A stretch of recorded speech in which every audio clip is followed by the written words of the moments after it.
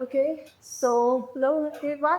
The next talk is by Daniele. He is a postdoc in Panova, and yeah, he will talk to us about his package FoReco. And yeah, as we saw in previous talks, it has a lot of very nice functionalities. So yeah. Thank you very much. So, thank you all to be here. And today we speak about FoReco. In particular, I want to talk how I designed FoReco from the previous version, so from foundation to the new version that I released 1 year ago, where I changed all the notation and all the core function of FoReco to be more user-friendly, we can say, and but also to be computational efficient. So the idea behind FoReco is very simple because it's not like Fable or HTS or TF where you work with data structure, cross-sectional structure, or maybe with time series object. FoReco works with the most simple object, matrix and vector. These are the most simple and efficient way to represent numbers and structure. So the idea is that, okay, I will go fast here. What is forecast reconciliation? So forecast reconciliation is a post-forecasting process aimed to improve the accuracy of some base forecast, exploiting both cross-sectional and or temporal constraints. So the idea is that when we have some target, we can have some base forecast and okay. So okay, here you have some base forecast and you obtain some reconciled forecast. It is well known and is using a lot of forecasting example. Some says a very famous students demand dataset and so on. So we have a couple of examples in R where we have a lot of different packages to obtain forecast reconciliation. For example, HTS was the first package that Rob told us before. Then we have also GTOP, that was another package developed in 2015, more or less. And then also TF for the temporal reconciliation. And I don't know if TF is still updating. I found the last update on maintenance only. Okay. And then we have Fable tools and ProbReco. So GitHub and ProbReco are not more available on CRAN. They are available only on GitHub. And then we have Bias Recon that I think Lorenzo will speak about that later. And finally, I developed my package FoReco after my master. So the first version of my package was released when I was doing my master thesis. Then during my PhD, I revised the package, I implemented a lot of other stuff, and so on. So the idea is that I started to work on FoReco in 2020. After COVID, I would say. This was my first release on CRAN.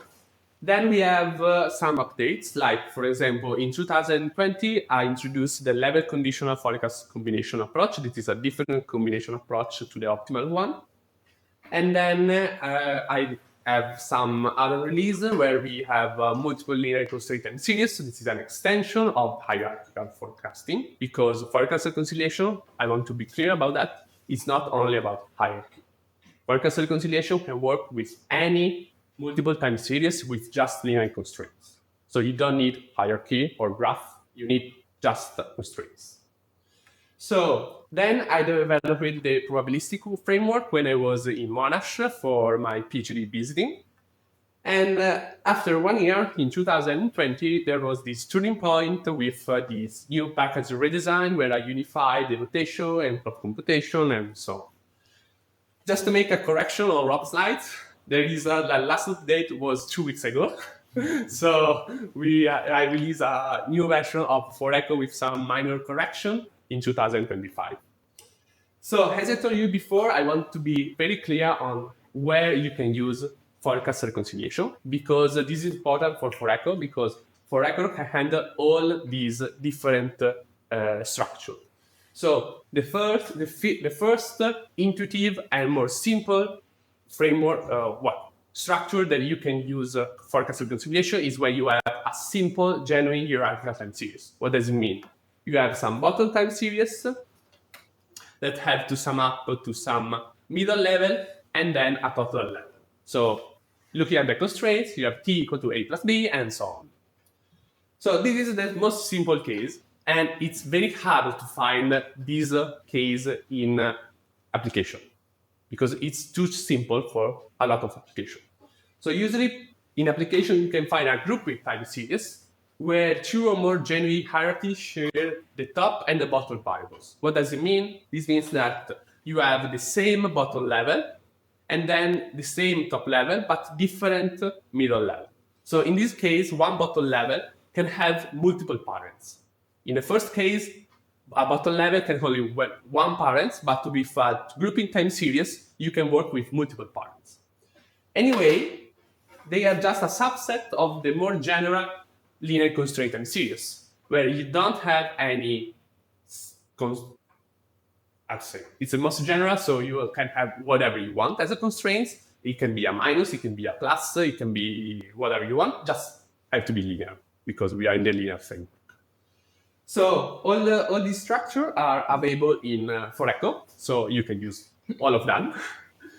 And so in FoReco, I also make available the Australian teachers demand dataset, so you can find all the data about this most famous toy example. This is the most used dataset for forecast reconciliation.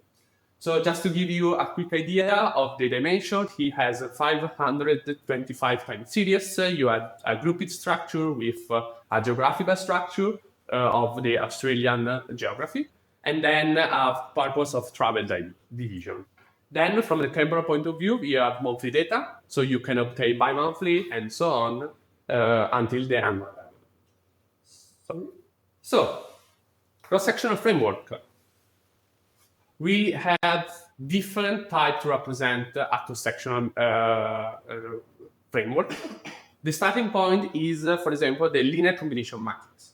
So just to give you a simple example, here we have a simple hierarchy with t equal to a plus b. Okay, you can obtain this structure in matrix notation, where you have the vector a, that's in this case only t, equal to a matrix a, in this case 1, 1, and b is the vector of base forecast of a and b. Okay, starting from the center, you have two types of representation. One is the zero constraints, in this case. This is not unique, so the blue one is not unique. You can have different ways to represent the constraints, but you have to have only just one row in this case. But you can have also different numbers here. Okay. The second structure is the structural representation that Rob developed in 2011, where you have this submatrix matrix S. This is just a block matrix with the linear combination and an identity matrix. In this sense, when you fix the bottom level, this is a unique solution. So it's a unique representation. Then, forecast reconciliation may be always expressed according to the zero constraint. And it can be easily done by looking at the constraint that you have. If the structural hierarchical representation is not so easy because you need the linear combination matrix A.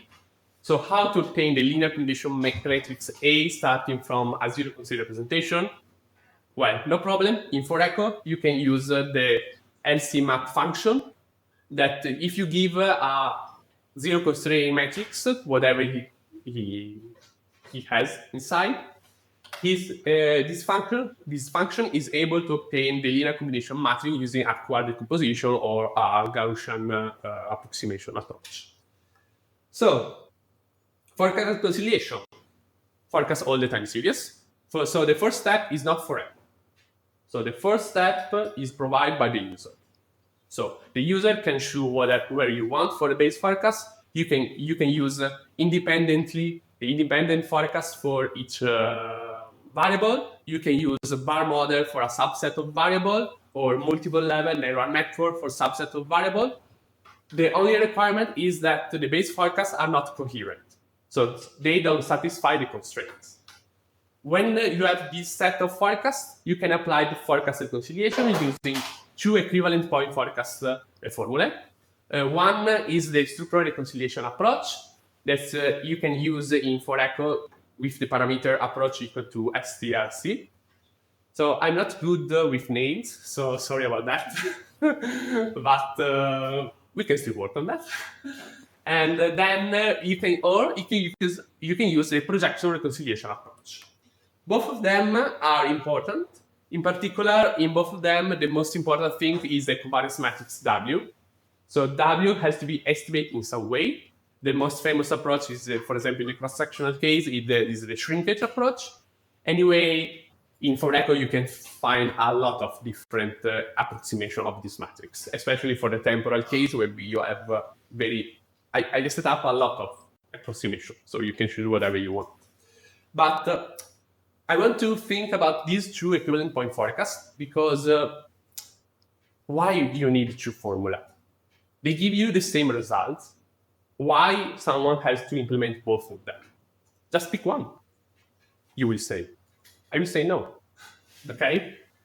So there are different factors. I select two main factors. One is the dimension, and the other one is the computational cost of W inverse of W. So if you look at the two formula, here you have an inversion of this matrix. Here you don't have this inversion. So if W is dense, always the projection reconciliation approach is faster than the structural reconciliation approach. If W is not inverse, this is not true. Sorry, if W is not dense, this is not true.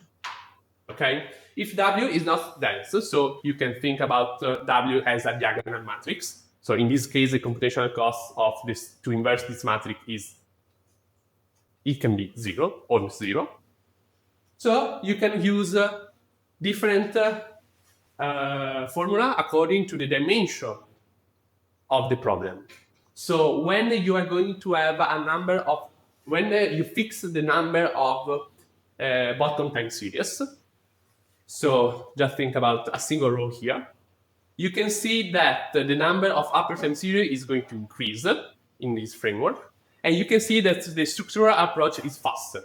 On the other hand, if you fix the number of upper time series, so the column, you can see that the projection approach is faster.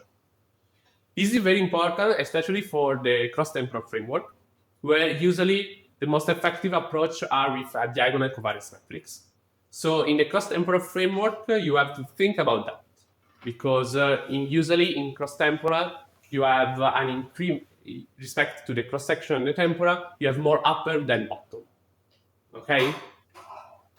So this was just theoretical part, so sorry for that one.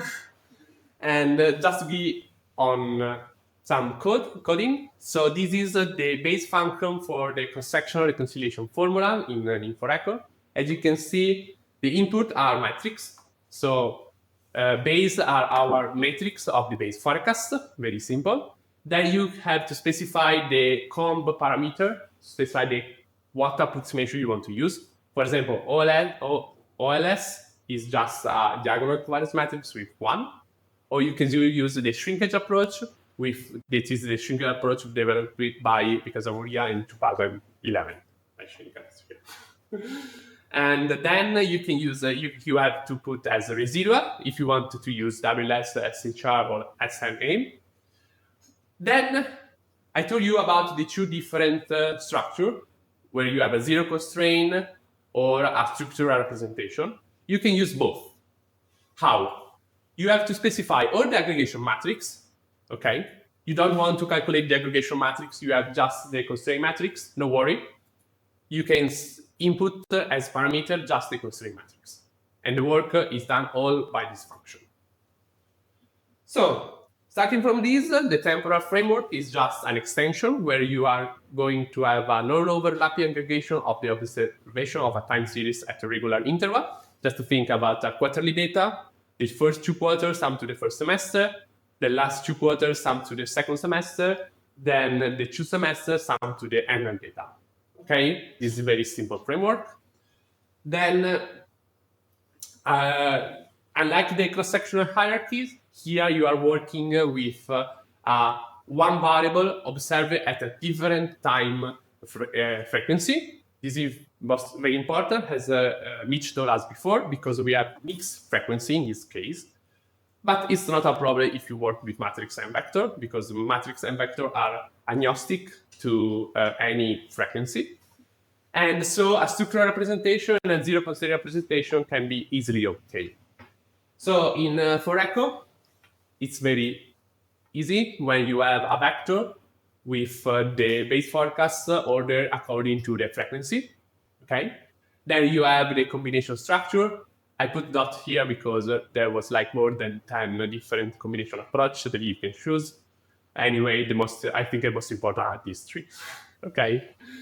Then here you have just put the aggregation order. What does it mean? It means that, for example, for quarterly data, the aggregation order, if you have also the semi-annual data, is 4, because you have 4, 2, and 1. If you want, you can use also a subset.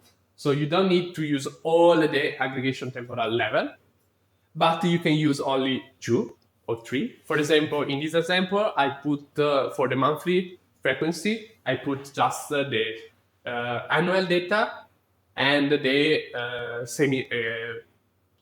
semi-annual data and the monthly data. Okay, this is how to perform a temporal forecast reconciliation with just 3 temporal aggregation level.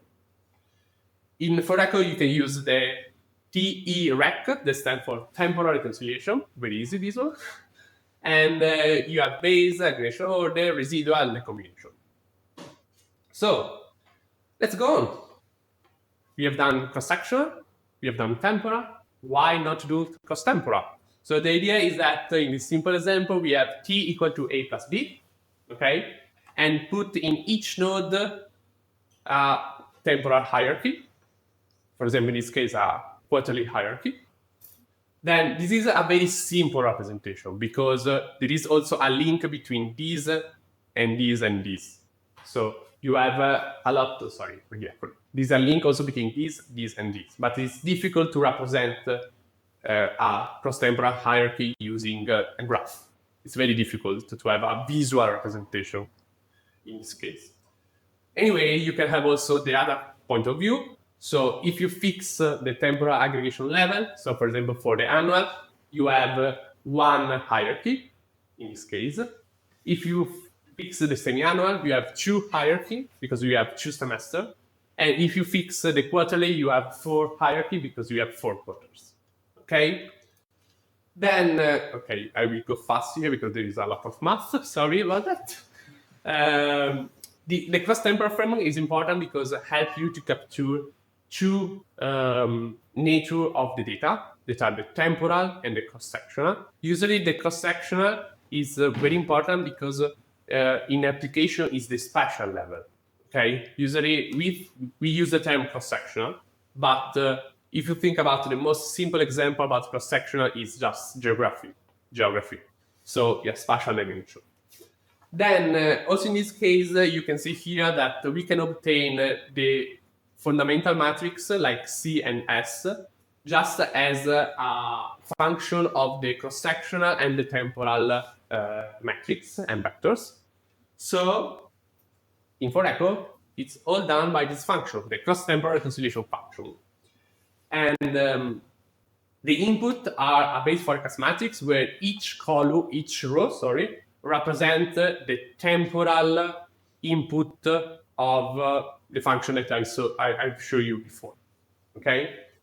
Then you have comb. This is the same parameter for the specify the covariance structure. Then you have the residuals, and then you have these 3 elements, the last 3, that are the aggregation order. So that are the temporal parameter, and then you have 2 cross-sectional parameters that you can choose between aggregation matrix and constraint matrix. So this is the optimal solution, but FoReco provides also a heuristic solution for the cross-temporal one. So like the Nixla version, you use a sequential approach. These are not exactly the Nixla implementation, but they are coming from, so for example, this is a coherent solution where you are going to perform a temporal reconciliation, then you are going to perform a cross-sectional reconciliation. You take the projection matrix, you average the projection matrix, and you obtain the cross-temporal reconciled functions. This is one solution. In FoReco, you can use TCS-rec very easily with the same input base and rest of the previous of this function. So in FoReco, you have the input that are linking to the framework. So if you're working cross-sectional, all the functions that you use that perform cross-sectional reconciliation use that input. If you are working in the temporal framework, all the temporal function use that input, and if you work on the cross-temporal framework, you use the same input, structure of input.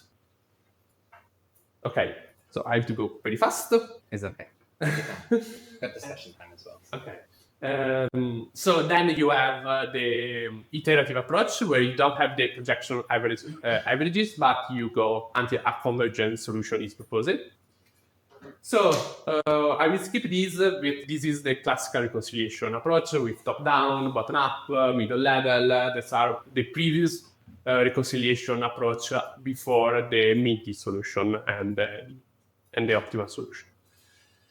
So inside the engine room, so what changed from 2024 is that I redevelop all the package according to this strategy. So you have some input data that can be different from cross-sectional, temporal, and cross-temporal. You have some user level function that take this as input, call the covariance function to obtain the covariance matrix, and then give you the reconciled functions. Okay, so how we can perform reconciliation in the user level function? I developed this other function that is not available for our user. It's inside the package. This we'll call it record, that take as input some unified input from the previous function, and you obtain a unified output. Why this function is important? Because it's framework agnostic. It's a built-in reconciliation formula and is easily to generalize with a modular structure. So, thank you to this function, you can have also different non-negative forecast reconciliation that I developed in the last years. So, for example, you can have the non-negative optimal solution using the OSQP solver provided by Stellat in 2020, or you can use the optimal solution provided by Recasamaria in 2020. This is new, so I just released this parameter, so this quadratic programming optimization two weeks ago. So if you want, you can try. And in the paper, it was only cross-sectional.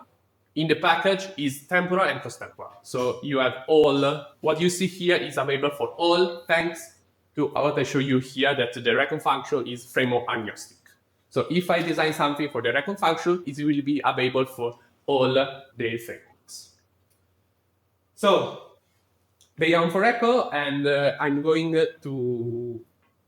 I want to design a Python version because I think that it could be the future. And FoReco can be think as the base for a lot of other packages, okay? Because I know the input and all the other things are matrix and vector, so user can find difficult to work with matrix and vector, but this can be the built-in block for more user-friendly packages like Fable. So you can use FoReco as a backend structure where you can perform forecast reconciliation. And I want to show you very fast in 1 minute some other tools that I'm still developing to increase the potential of forecast reconciliation. One is the coherent forecast combination approach that I will present to ISF next week on Monday. So our problem is to put together the linear forecast combination where you have one variable and P expert, in this case P forecast, okay, for just one variable. But the forecast reconciliation works with n variable and one expert, so one forecast for each variable. So how you can put all these things together in one way, in sense. So we propose different approach. Anyway, this is another talk. So if you want to know something about it at ESF next week. I'm working on the forecast reconciliation with non-linear constraints. just is an example is the when you have non-linear constraints, sign product or other stuff. And if you want something more, I think Professor Panagiotelis is going to give some notes about it in the keynote at ESF. It's not available, this package yet, but it will be available soon, I hope. Then I will work on the FoReco reconciliation with machine learning approaches that I will do with Finn and Maastricht group in September. And so I take your time too much, so thank you very much for your attention. Thank you for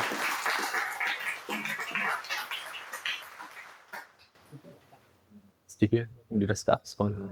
Maybe questions first? You got 10 minutes. The floor's yours. Okay. Questions? I was curious about the thing you were talking about the matrix inversions. So why one approach is faster than the others? Because I think that the dimension of the matrix is always smaller in the production. No, depends from the dimension of. So if you think about the cross-sectional case, this is the most simple case. Depends from the number of upper and bottom series. So usually in cross-sectional, you have always that the number of upper time series is smaller than the number of bottom time series. But this is not true in temporal and in cross-temporal. So in one case, it's number of upper times number of upper, right? Yes, and the other case is bottom times bottom. So it depends from this to dimension.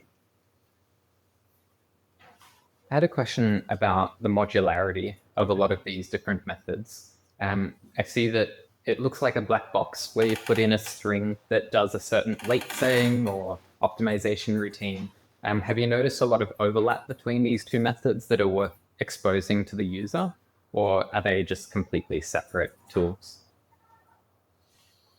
So what do you mean about the non-negative approach? Yeah. Yet you have different solver? Okay.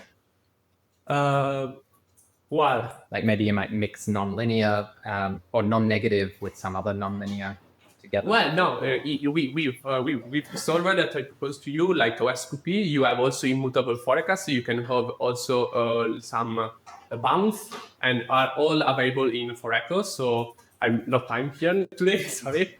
But there is a lot of different parameters like bounds and other stuff. So if you have a solver like OSQP, you can do all this stuff very easily. So how would you put those constraints in if you wanted to make all of the forecasts non-negative and some of them immutable as well? Yeah. So for the non-negative, you have a parameter, it's nn. You can put nn equal to SQP, and you are using that solver. Then if you want also add immutable forecast, you have a parameter that is immutable.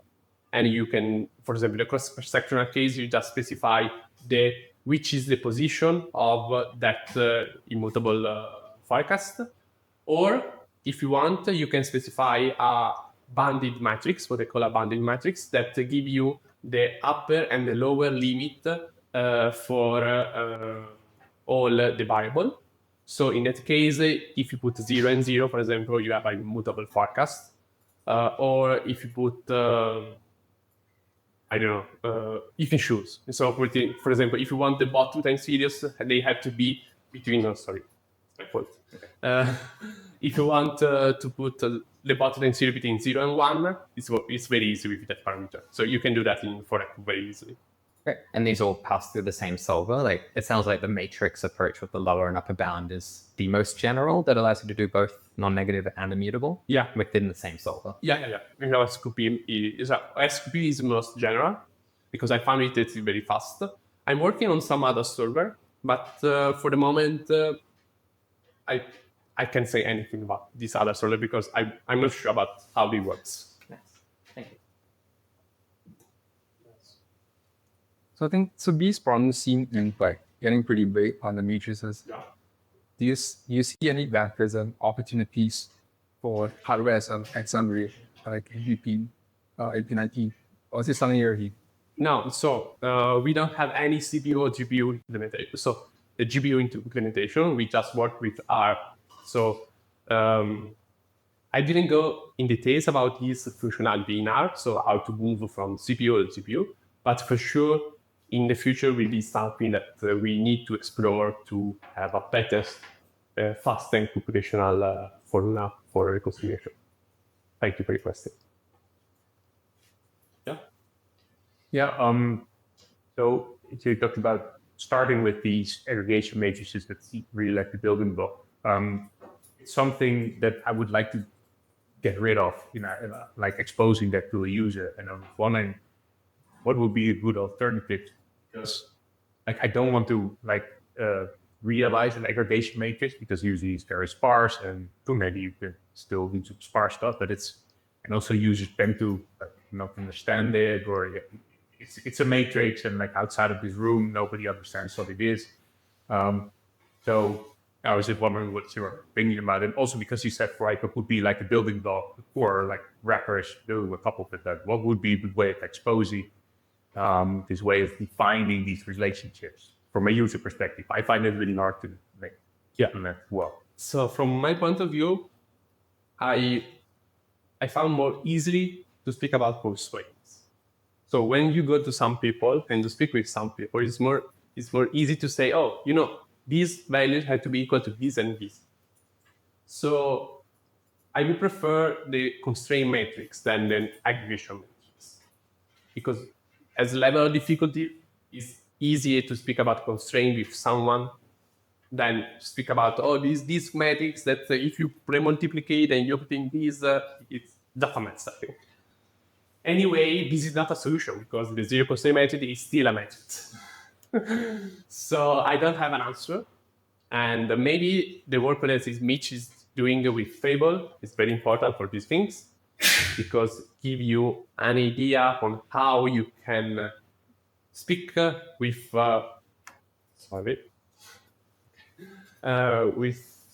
people about these matrix solutions. But I don't have an answer for the moment. Thank you. Just to comment on that, if it's just cross-sectional constraints, then the Fable syntax is really, really easy. Yeah. You can specify nesting and crossing in just one line. Like and I found users find that really straightforward. If it's that's not completely general. It's only for generating the structural matrix. So more general constrained problem or temporal, you're going to have to think some more. But if it's just the structural matrix, then that's by far the simplest syntax and easier to use. That's good, but I think that people used to think about forecast reconciliation as hierarchical forecasting.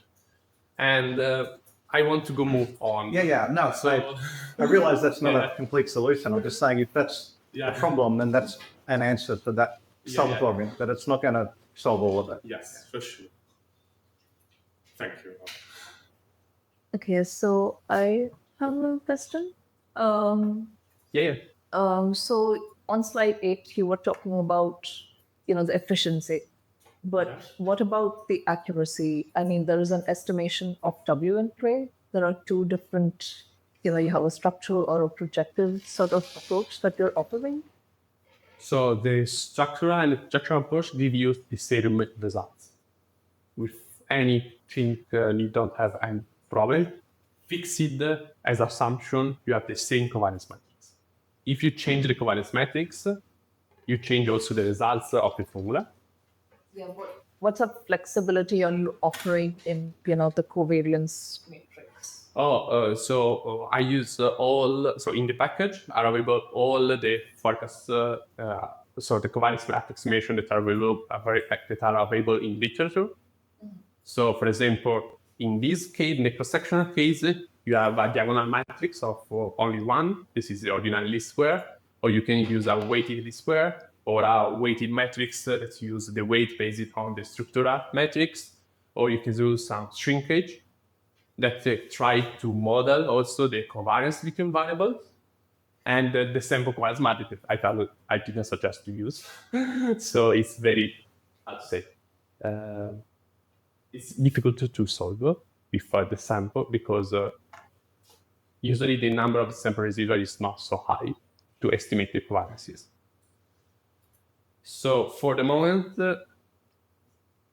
Was your question? Sort of. I mean, Okay. as a user, let's say you don't understand what the answer should be here for your.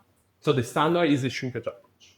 Sure. I mean, it's the standard, but is it good for you? I mean, there are lots of packages. All of them are offering, these sort of, or a subset of these as, pick your W. Yeah. Do you have some sort of like understanding that you benchmark against other solvers or like, standard time series benchmarks about, which of these is good? Is there, is there anything other than the user trying everything? Because I think that depends from your problem, and because in some case, in the temporal case, what I saw is the diagonal matrix are almost all better than the shrinkage matrix. But in the cross-sectional case, usually the shrinkage approach is always the best. So that depends from the user problem. So if a user has to start, I will suggest, okay, start from the shrinkage. Look at the results. If you have some problem, let's try to move to a diagonal matrix. That is faster. So the diagonal matrix is very faster. So if you think about, I don't know how many of you know about the M5 competition. It's a very, very big data set. With the diagonal, you can perform reconciliation with the diagonal matrix in that case, enough. You can't do that with the shrinkage. This is why it's very important. The problem is related to the data set that you are using. If you're using a big data set, the first suggestion that I will do to you is try a diagonal matrix because it's faster. And you have some first results. Then you can move on if you want. I don't know if we can speak about it later about more detail about that if you want. That's all we've got time for. I'm sure there's many more questions to have over lunch, and there's plenty of time for lunch. So please join me in thanking Daniele.